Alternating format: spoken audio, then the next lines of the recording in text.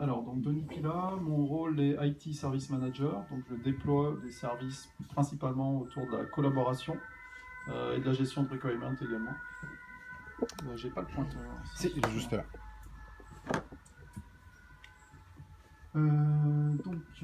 J'ai suivi le template demandé par Enaline. Donc c'est 7-8 slides assez rapides. Donc quels sont les challenges au niveau ICT?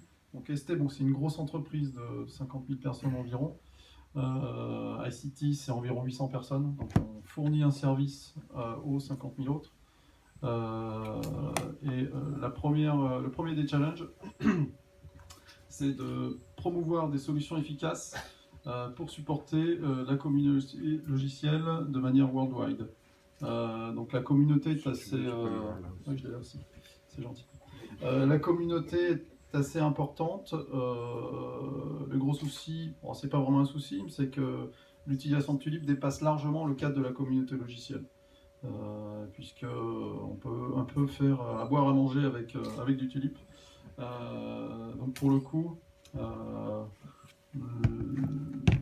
les use cases sont considérablement étendus depuis qu'on utilise Tulip. Je crois que sur la slide d'après, je fais un peu d'historique. Donc le challenge, c'est de faire de plus en plus avec de moins en moins de ressources. Dans d'autres mots, améliorer l'efficacité de l'équipe de support, l'équipe qui fait évoluer la plateforme, fait les mises à jour. L'Open Roadmap, on y contribue également. On y contribue financièrement, mais également avec des ressources. On a un certain nombre de développeurs qui développent sur Tulip. On essaie de réduire de plus en plus l'overhead lié aux upgrades Tulip.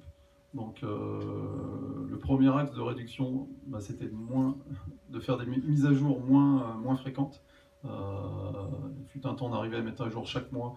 Là maintenant c'est plus tous les 2 mois. On va dire 6 à 7 fois par an. Donc là on espère peut-être améliorer cette partie-là prochainement. Un autre challenge, c'est de communiquer un peu mieux sur les capacités de Tulip. On a beaucoup de mal à faire passer le message de chacune des améliorations, des capacités, du potentiel de Tulip qui évolue vraiment chez nous environ tous les 2 mois. Donc on estime que peut-être 30% des fonctionnalités sont vraiment connues par 99% des utilisateurs.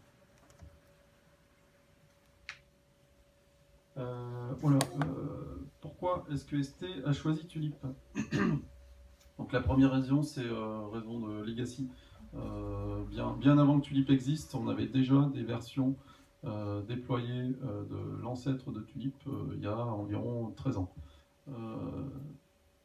Donc une autre des raisons, c'est un outil centralisé. Donc comme tu disais tout à l'heure, l'intervenant d'Orange, donc oui, ce qui fonctionne assez bien, c'est le côté centralisation. Donc réduction de... donc la centralisation réduit forcément l'overhead de management de l'outil et puis offre une facilité aux utilisateurs au niveau authentification. Une autre raison pourquoi est-ce qu'on a choisi Tulip, c'est qu'on a un support. On n'aurait jamais pu choisir Tulip sans support. On ne peut pas compter à 100% sur des ressources internes pour faire un support. Donc, chaque fois qu'on achète un outil, que ce soit un Red Hat, on ne peut pas l'acheter si on n'a pas derrière un contrat de support. Pas au niveau ICT, parce que nous on est responsable auprès des 50 000 autres de ce qu'on fournit. Donc il faut qu'il y ait un engagement de service. Donc le support avec un service level agreement qui nous permet d'avoir des interventions très rapides en cas de défaillance. Un autre point, c'est le coût. On n'a pas vraiment de cost scaling quand l'utilisation augmente. Voilà, qu'on soit 5 000 ou 10 000, finalement, ça ne nous coûte pas plus cher. Donc, y compris en interne, avec nos ressources internes, donc ça coûte un peu plus cher évidemment. Il y a forcément plus plus de travail de support ou alors plus d'attente pour ceux qui en demandent. Mais au niveau contrat qu'on peut avoir avec Enaline, c'est relativement stable. Puis une autre raison, hein, tout simplement, quand il a fallu faire un choix, après ce choix, on l'a régulièrement, tous les 3 ans, on se remet en cause et on doit refaire des choix. Les coûts de migration, pour être clair, passer à un autre système, ça a souvent un coût de migration qui est supérieur aux 3 ans de coût complet d'un Tulip. Donc là, c'est effectivement un facteur qui rentre en compte. Comment est-ce qu'on utilise Tulip ? Alors, on a environ 5000 projets actifs, la plupart dans le domaine R&D et logiciel embarqué, avec des projets qui sont de 2 à 800 personnes dans un projet. Donc, il n'y a pas vraiment de règles. On en discutait tout à l'heure avec quelqu'un. Ici, une toute petite équipe peut décider d'avoir autant de projets qu'elle veut, donc des micro-projets, jusqu'à des projets vraiment assez lourds avec du partage d'infos sur 800 personnes. On a environ 10 000 utilisateurs actifs dans les différents tulipes, avec toutes sortes de profils. Donc du développeur logiciel à l'organisation Purchasing Organization d'ST. Donc on a vraiment tous les use cases possibles, imaginables, y compris ceux qu'on n'imagine pas. C'est-à-dire c'est assez compliqué pour moi en tant que fournisseur de services de contrôler comment il est utilisé. Donc on découvre souvent a posteriori que la forge est utilisée de cette manière-là. Et ça, des fois, c'est assez compliqué à gérer. Donc j'ai quelques graphes qui illustrent le volume d'utilisation. Donc ça, c'est le nombre de repos Git qui sont créés par mois. Donc on oscille entre 200 et 300 repos qui sont créés chaque mois. Donc évidemment, il faut suivre derrière en termes d'infrastructure au niveau croissance. Donc c'est comme ça depuis des années. Hein. Je ne sais même pas, nous, combien on est aujourd'hui, peut-être autour de 10 à 15 000 repos dans ces eaux-là. Tous ne sont pas actifs, certains sont inactifs. Où on a des problèmes aujourd'hui, ce vers quoi j'aimerais bien tendre, c'est la gestion du legacy. C'est-à-dire, j'aimerais bien avoir des outils qui me permettent d'identifier les repos qui sont morts pour les enlever de mes file systems, les enlever des projets de manière à économiser en termes de hardware. Donc les machines sur lesquelles sont installées nos tulipes ont du disque qui coûte extrêmement cher parce qu'il est redondé de multiples fois dans de multiples salles informatiques. Donc le terabyte coûte assez cher. Au niveau subversion, donc Git, on a environ autour de 800 utilisateurs par mois. Sur Subversion, on est plutôt autour de 2000. Où là, j'ai distingué ceux qui font des commits, ceux qui sont juste là pour regarder le travail des autres. Vous voyez, ils sont quand même plus nombreux. Donc on a quand même pas mal de gens qui font que de la lecture. Mais bon, ça reste une activité. Là, ici, c'est la partie tracker, c'est dur à lire. On a environ entre 3 et 4 000 artefacts qui sont créés chaque mois. Donc ça en fait un certain nombre par jour. L'ensemble des fonctionnalités est utilisé. Donc, en premier lieu, Subversion, ensuite le Git, ensuite les trackers, puis Gerrit, Wiki, donc PHP Wiki et MediaWiki. Donc MediaWiki prend de plus en plus de place. Mailman, qui est pas mal utilisé. On souffre à ST d'un petit problème pour créer des mailing lists, c'est quand même assez compliqué dans les autres outils. On a aussi du SharePoint, on a plein d'autres outils. Il se trouve que dans Tulip, c'est assez simple d'administrer sa mailing list. Donc le gestionnaire de documents, ensuite tout ce qui est connecteur, SOAP, REST pour les API et différents connecteurs d'intégration continue. Excuse-moi de te proposer juste une question. Ouais, vas-y. C'est par rapport au fait de SVN Git. Il n'y a pas de passage SVN à Git parce qu'on a le même problème. Il reste beaucoup de SVN. Vous avez un plan de bascule plus vers Git ou vous voulez faire comme ça ou... Non, en fait, on n'impose pas vraiment de règles, en fait. Donc, l'équipe dont je m'occupe, c'est peut-être une dizaine de personnes. On ne peut pas prétendre imposer des méthodes de travail à 50 000, enfin, ou même à 10, 12 000. Et par ailleurs, c'est dans le monde entier. Non, là, on laisse le choix. Moi, voire même les nouveaux arrivants, je leur conseille plutôt du subversion. Parce que la courbe d'apprentissage pour arriver à faire quelque chose de correct en Git est quand même assez longue. Et sauf à faire une vraie formation Git, y arriver tout seul, ça prend quand même un certain temps. Je comprends bien, tu dois traîner encore du CVS. Je traîne du CVS. Ouais, là, en fait, tous ceux qu'on a pu pousser hors de CVS, on les a poussés. Mais malheureusement, il reste encore pas mal d'utilisateurs de CVS. Enfin, pas mal, non, c'est une poignée, quoi. C'est une vingtaine. Voilà. Bon, un jour, ils vont partir. Un jour, les projets vont mourir. On compte là-dessus. Mais comme vous avez des gens qui viennent du design, pour eux, gestionnaire de conf, c'est copier-coller dans un autre dossier. Donc, voilà, le chemin peut être long pour aller jusqu'à Git. Excusez-moi, oui. Est-ce que vous devez... Tu peux arrêter le chrono peut-être Mathieu? C'est pas prévu là. Bon, je vais t'accorder 1 minute de plus. On est un peu en avance, donc une question après, les questions après. Ouais. Les questions rapides, c'est est-ce que vous avez, par exemple, Synchronicity qui sont utilisés par les concepteurs? Est-ce que du coup ça va s'intégrer En fait, évidemment, toutes sortes d'outils utilisés, Synchronicity, oui, ils ne sont pas intégrés, hein, bien sûr, mais il y a tout un tas d'outils qui sont utilisés autour de Tulip qui complètent le cycle de développement dans plusieurs domaines, que ce soit du CAD, gestionnaire pour faire du design ou dans du logiciel. Donc on a des besoins d'intégration de nouveaux outils à l'appel carré, mais voilà, c'est pas évident de satisfaire toutes ces demandes. On a en permanence environ entre 50 et 100 demandes d'amélioration qui sont en attente.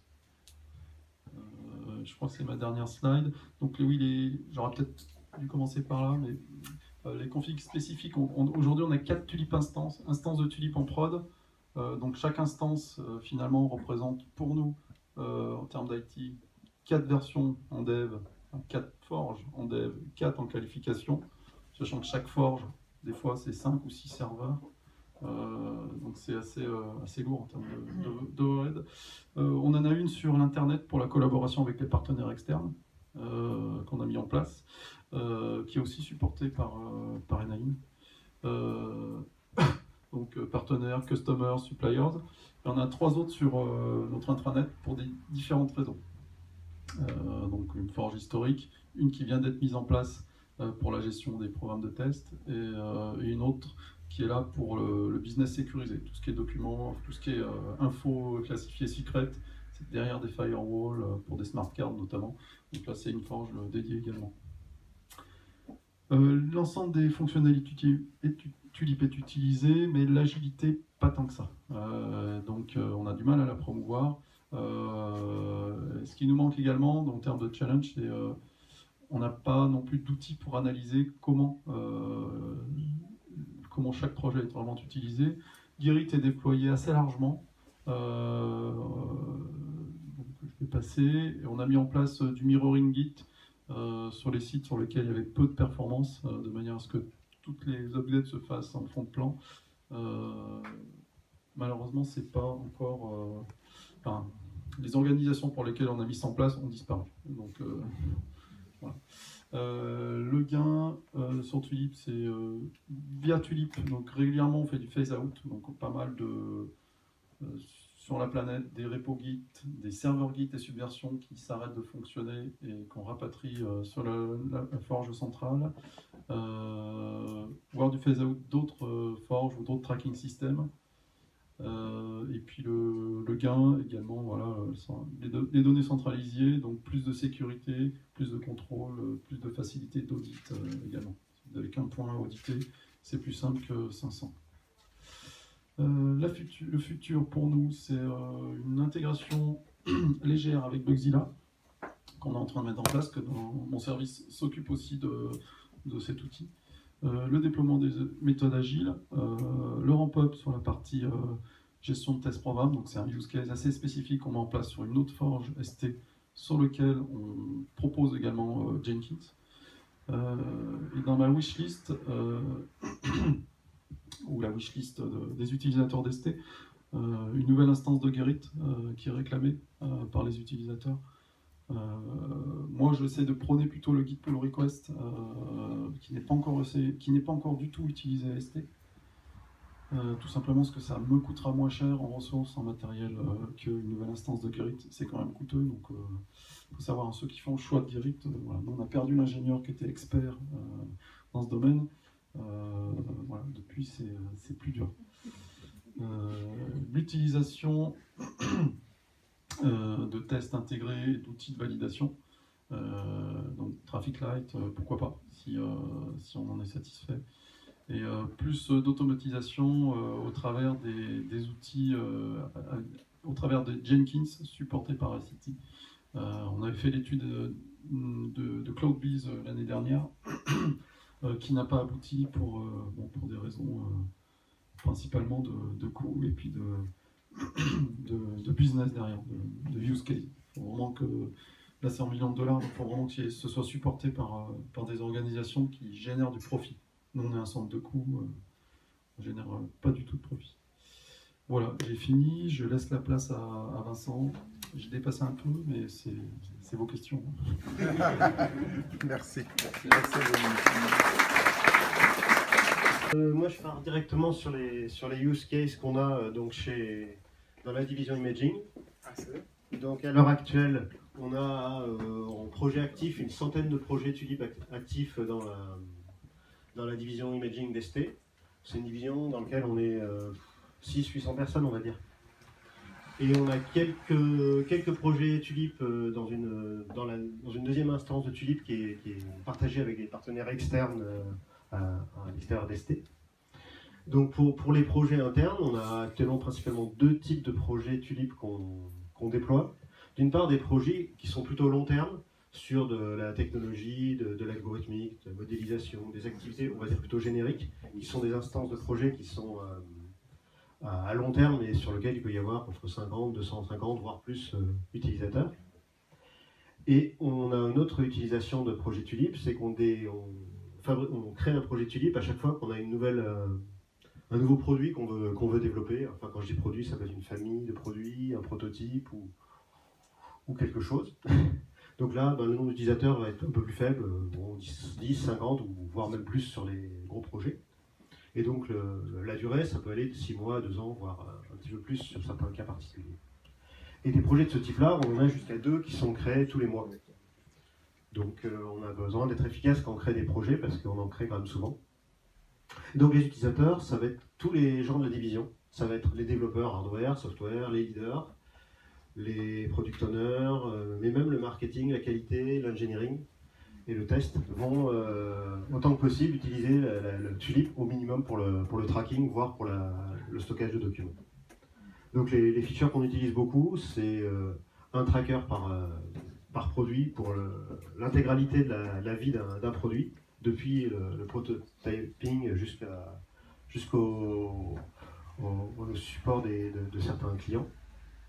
On utilise principalement SVN et un petit peu de Git pour les projets vraiment software. On va utiliser le Document Manager, on utilise beaucoup MediaWiki, en particulier pour tout ce qui est documentation simple de type How-to, de type Weekly Reporting. On utilise les features un peu avancées de MediaWiki pour faire de la consolidation.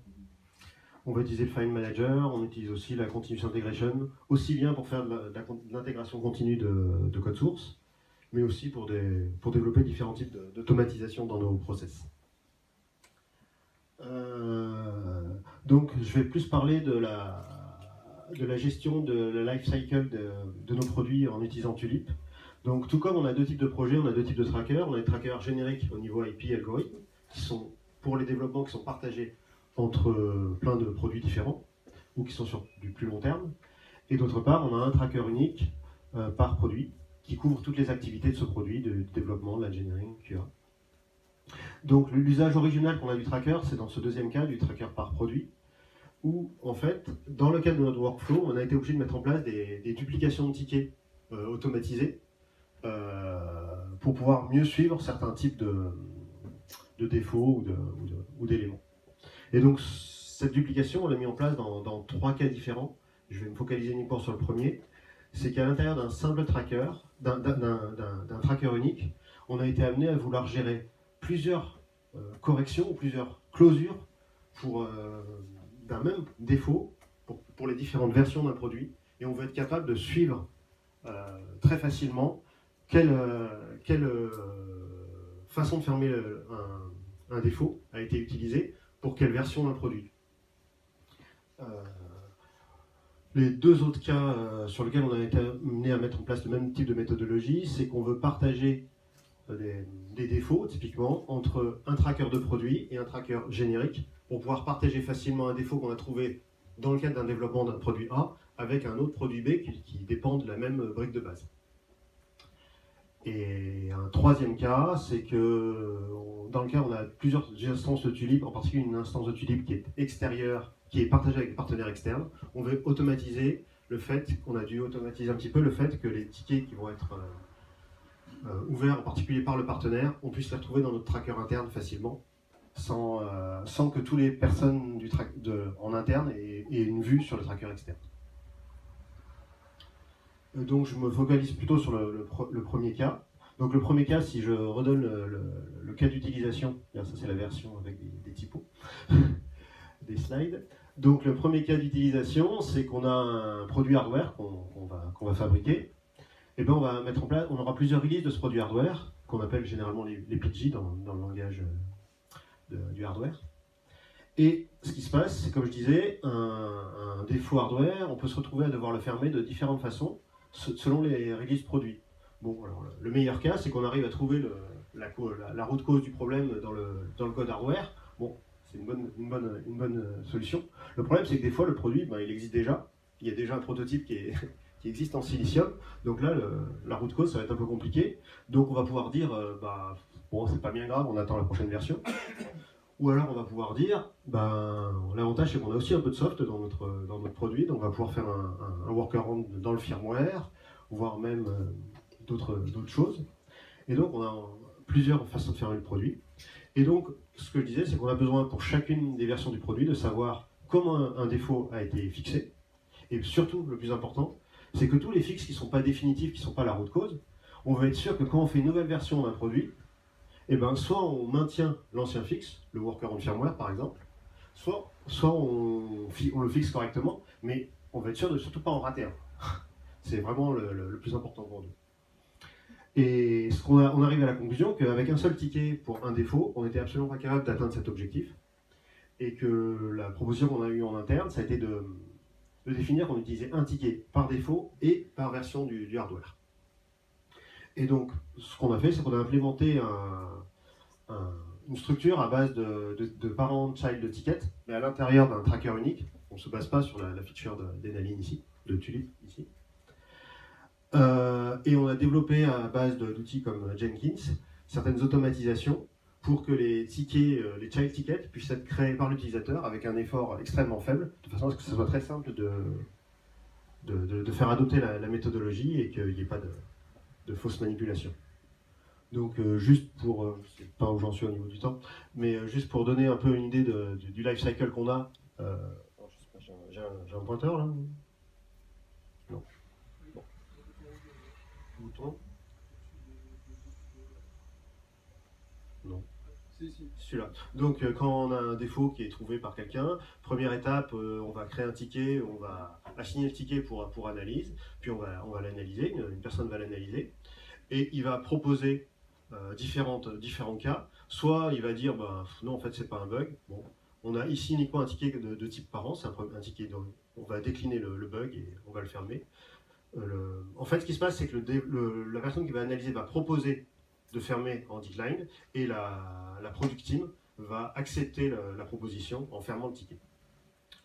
Deuxième cas, typiquement c'est un cas qui arrive quand on n'a pas encore produit le premier hardware. Et on peut très bien fixer la root cause, donc on va essayer de la fixer. La proposition va être faite par le développeur qui va être validée par la product team. Après, là où ça devient plus compliqué, c'est que le produit il existe déjà. Enfin, le hardware il est déjà créé. Donc on va devoir dire, on va devoir créer un sous-ticket là en vert sur lequel on va devoir prendre une décision. Donc pour la première version ici, la décision c'est de dire Wave, donc c'est pas grave, pour cette version on va s'en contenter. Tant pis, le produit n'aura pas toutes les features pour la première version. Une autre chose qui peut se produire, c'est qu'on peut dans la version courante fixer de manière incomplète, imparfaite, peut-être par un workaround, la version. Donc on va créer un ticket, et ici on aura un statut du ticket enfant, qui sera closed, mais temporally fixed, dans le sens où c'est un statut qu'on a créé qui correspond à un fixe qui n'est pas définitif. Et donc, quand on va vouloir créer la version suivante de ce produit, on va pouvoir facilement aller faire des recherches dans le tracker et voir quels sont les tickets qui sont fixés de manière définitive et ceux qui sont encore ouverts partiellement. Et donc facilement, on pourra, à l'ouverture, au moment où on va démarrer la version suivante du produit, on va pouvoir recopier, recréer les child tickets pour tous les tickets non définitivement fixés et les réanalyser, décider si on doit les laisser tomber, les fixer correctement ou quoi que ce soit. C'est juste pour montrer une copie d'écran. Si on voit sur une copie d'écran, on voit qu'on a un ticket classique et on voit qu'on a ici la filiation d'un ticket. Donc ici c'est un ticket qui est de type parent, donc on a mis un champ de généalogie ici, dans lequel il a des tickets enfants. Ici il a un premier ticket qui a été fixé sur la version qui s'est appelée RES1B0A. Et donc là on a dit que c'est un fixe temporaire. Et il y a une nouvelle version qui est en cours de développement qui s'appelle la RES2A0B là, et sur lequel le ticket a été assigné et qui est en cours de travail. Donc ce slide, j'avais prévu de le sauter, donc je ne le montre pas. Donc juste en termes de détails, on va dire techniques, pour voir qu'est-ce qu'on a fait pour mettre ça en place. On a un champ principal dans chaque tracker qui s'appelle le champ status, dans lequel on a rajouté une nouvelle valeur qui s'appelle request copy. Et donc, quand un développeur ou l'équipe produit décide de créer qu'on a une nouvelle version à créer, on va pouvoir switcher le statut du ticket dans le statut qu'on va appeler request copy. Et au niveau du workflow, à chaque fois qu'on va mettre ce statut request copy sur un ticket, alors il y aura un trigger automatique qui va être mis en place à base de Jenkins, qui va copier le ticket source vers un nouveau ticket, qui sera automatiquement lié au précédent, dont la description sera copiée automatiquement, et dont la target product version sera récupérée dans un champ qui s'appelle copy2, qui est dans le tracker source. Donc on va bien sûr vérifier qu'on ne l'a pas déjà fait, qu'on n'est pas en train de créer des tickets qui existent déjà, ou des choses comme ça. Et techniquement, qu'est-ce qui est fait? En fait, tout est fait à base de scripting en Python en utilisant l'API REST de Tulip. Et plus précisément, en fait, nous, on a déjà depuis assez longtemps développé un package Python pour gérer tous les accès à la plateforme Tulip via REST et l'API SOAP Legacy.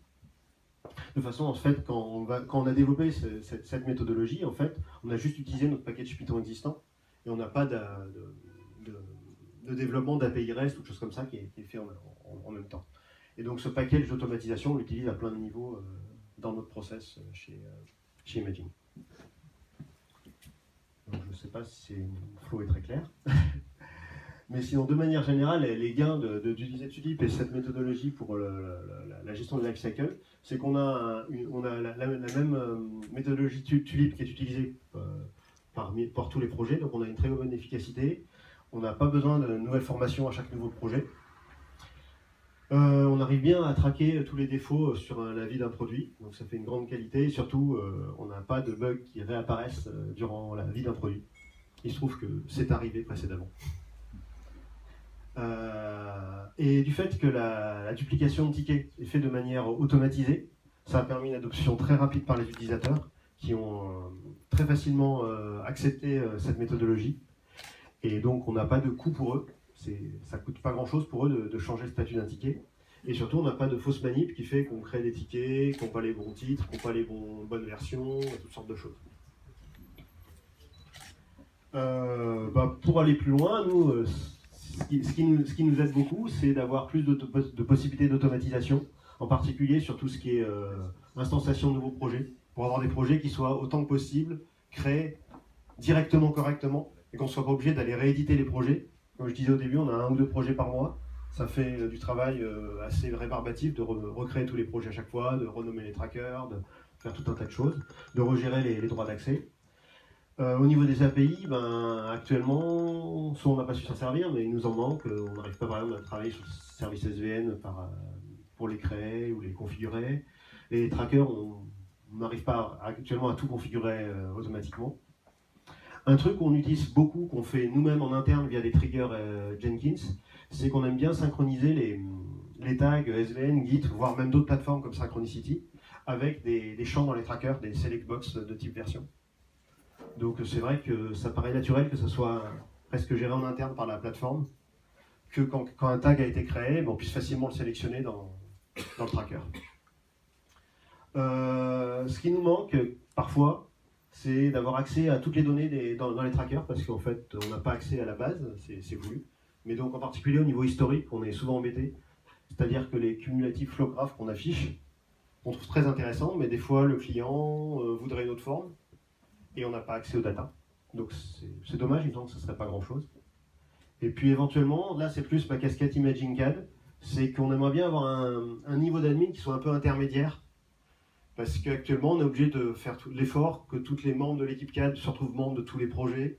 On aimerait bien pouvoir avoir accès à tous les projets de la division sans être de manière explicite administrateur partout. Ça serait plus simple à gérer.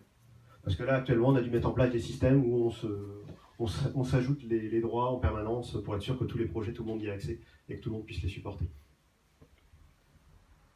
Et puis voilà. En tout cas, merci beaucoup. La plateforme, elle apporte beaucoup à la division. Et elle a été utilisée il y a 4-5 ans de manière assez simple et assez peu, on va dire, au sein d'Imaging. Et maintenant, c'est vraiment la plateforme principale.